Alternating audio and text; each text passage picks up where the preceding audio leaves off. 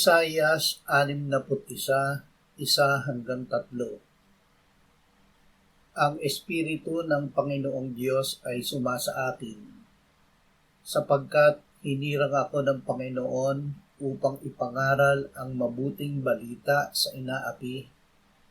Kanyang sinugo ako upang magpagaling ng mga bagbag na puso, upang magpahayag ng kalayaan sa mga bihag at buksan ang bilangguan sa mga bilanggo, upang ihayag ang kalugod-lugod na taon ng Panginoon at ang araw ng paghihiganti ng ating Diyos, upang aliwin ang lahat ng tumatangis, upang pagkalooban sila na tumatangis sa Siyon, upang bigyan sila ng putong na bulaklak sa halip ng mga abo, sa halip na pagtangis ay langis ng kagalakan, sa halip na lupaypay na diwa ay damit ng kapurihan, upang sila'y matawag na mga punong kahoy ng katuwiran, ang pananim ng Panginoon, upang sila'y bigyan ng kaluwalhatian.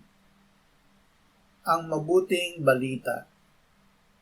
Si Kristo ay namatay para sa ating mga kasalanan ayon sa mga kasulatan, at siya'y inilibing at muling binuhay ng ikatlong araw ayon sa mga kasulatan.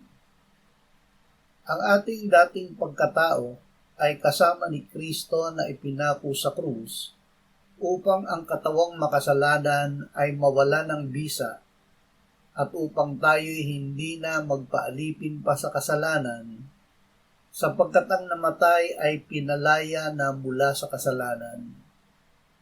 Ang Diyos palibhasa'y mayaman sa awa dahil sa kanyang malaking pag-ibig sa atin, maging noong tayo'y mga patay sa pamamagitan ng ating mga pagsuway, ay binuhay niya kay Kristo at pinaupong kasama niya sa sangkalangitan.